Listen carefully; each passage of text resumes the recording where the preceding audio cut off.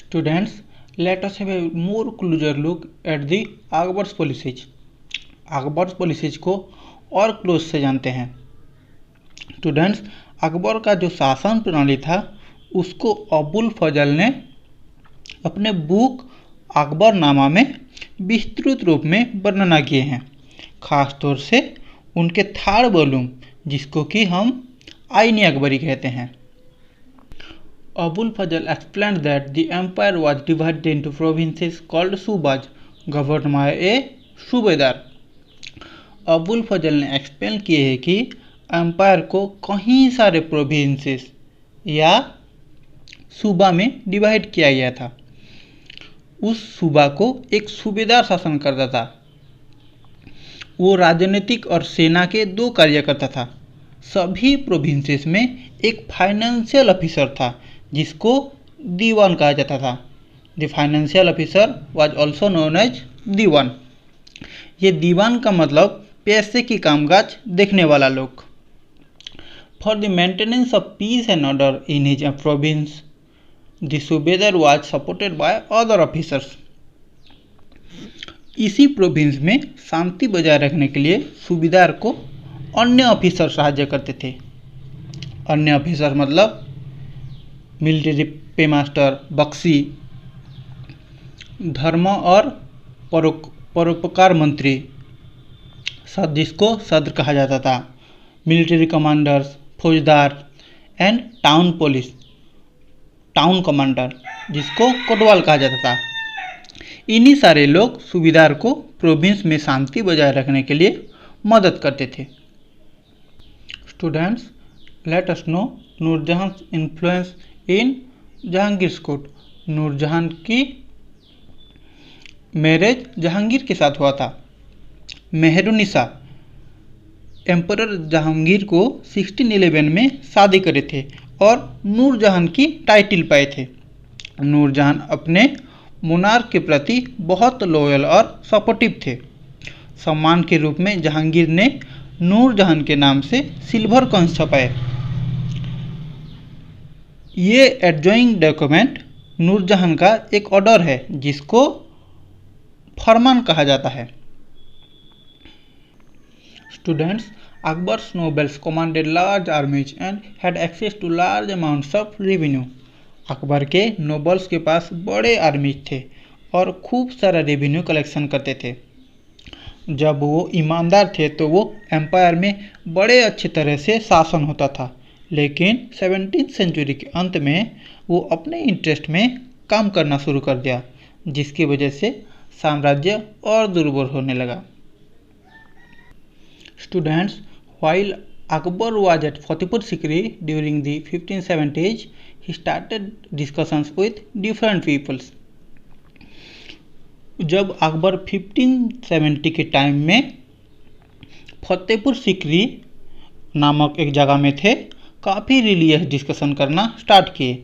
मतलब धर्म के ऊपर बातचीत शुरू करे। उलेमा, ब्राह्मण्स, जीसस क्रिस्ट और जोरोस्ट्रियंस के साथ इन्हीं सारे डिस्कशन इबादत खाना नामक एक जगह पर हुई थी। अकबर अलग अलग लोग के धर्म और सामाजिक प्रथा के बारे में जानने को इंटरेस्टेड थे। Akbar's interaction with people of different faiths made him realize that the religious scholars who emphasized ritual and dogma were often bigots. Akbar ने अलग अलग धर्म के लोगों के साथ बातचीत की। डोगमा के ऊपर बिलीव नहीं करते थे, जो दूसरे की चीज़ को नीचा दिखाते थे। डोगमा का मतलब है हमने जो कह दिया और तुम मान लो। इसका कोई एक्सप्लेनेशन, रीजन नहीं देना पड़ता था, बस तुम मान लो। तो अकबर इन डोगमा के ऊपर बिलीव नहीं करते थे, जो दूसरे की चीज़ को नीचा दिखाते थे। और बाइगोट्स का मतलब है एक ऐसा इंसान है जो दूसरे पर्सन को बिलीव को बेकार बोलता है। Their teachings created divisions and disharmony amongst his subjects. ऐसे बाइगोट्स के टीचिंग की वजह से समाज में मतभेद और अशांति फैलती है।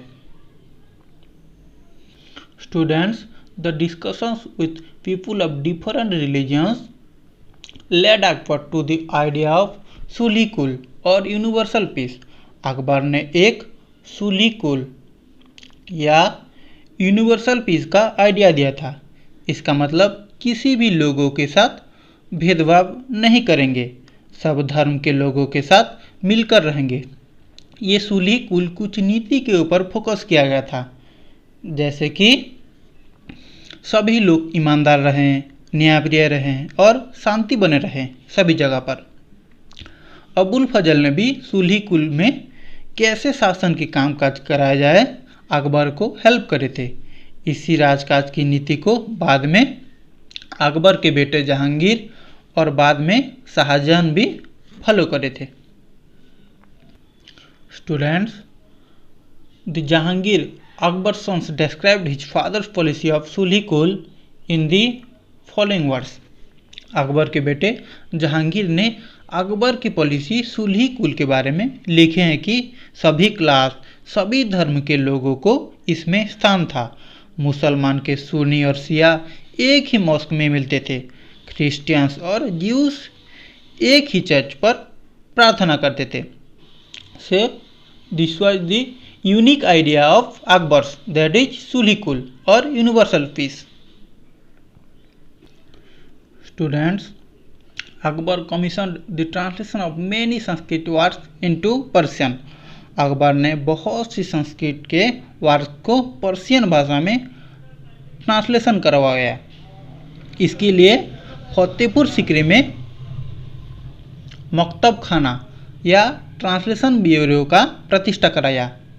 महाभारत, रामायण, लीलावती, योग वशिष्ठ जैसे संस्कृत वर्क को ट्रांसलेशन कराया गया।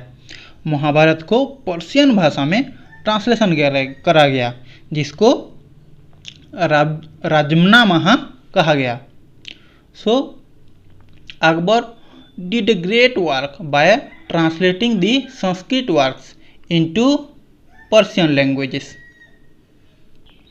Students, let us know about what are the condition of the Mughal Empire in the 17th century and after 17th century, और उसके बाद मुगल एम्पायर कैसा था उसको जानते हैं। मुगल्स के शासक काल में शासन और सेना बहुत अच्छा था।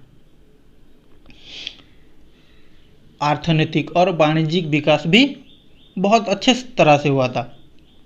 इंटरनेशनल ट्रैवलर्स जो इस शासन काल के दौरान आए थे वो कहते हैं कि कितना इस लैंड धन धान से भरा हुआ था, लेकिन वो सेम ट्रैवलर्स बताते हैं कि समृद्धि के साथ लोग गरीब भी थे, दारिद्र्य थी, बहुत ज़्यादा इनइक्वालिटी थी।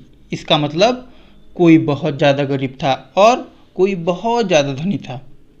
शाहजहां के राजत्व काल के 20th ईयर का डॉक्यूमेंट्स ये बताता है कि मानसबदार के हाईएस्ट रैंकिंग केवल 445 था 8000 में से। जो 5.6% मानसबदार थे उनको 61.5% की सैलरी मिल जाती थी, बाकी लोग के पास खूब कम सैलरी जाती थी। इसका मतलब बहुत ज़्यादा भेदभाव था। The Mughal emperors and their mansabdars spent a great deal of their income on salaries and goods. Mughal emperors के बहुत ज़्यादा पैसे सैलरी और गुड्स देने में खर्च हो जाता था। इन खर्च से आर्टिसंस और किसानों को बहुत लाभ होता था, जो कि गुड्स और प्रोड्यूस जुगाते थे। लेकिन लैंड्स में उतना ज़्यादा इन्वेस्टमेंट हो नहीं पाई, क्योंकि राजा के पास पैसा कम होता था और सैलरी ज़्यादा देनी पड़ती थी। पीजेंट्स और आर्टिसंस को इससे थोड़ा दिक्कत हुई। स्टूडेंट्स, जो सबसे गरीब थे उनका बुरी हालत हो गई थी। एक तरह से उनके पास खाना भी नहीं था, खेतों में उपज ज़्यादा हो पाए उसके लिए भी ज़्यादा कुछ किया नहीं जा रहा था। जो पैसे वाले किसान और आर्टिसन ग्रुप्स थे, मर्चेंट्स और बैंकर्स थे, उनको बहुत लाभ हुआ, लेकिन गरीब लोगों को बहुत ज़्यादा नुकसान हो रहा था उस time. Students, late 17th century तक जो मुगल्स के अमीर लोग थे वो काफ़ी ज़्यादा पावरफुल हो चुके थे।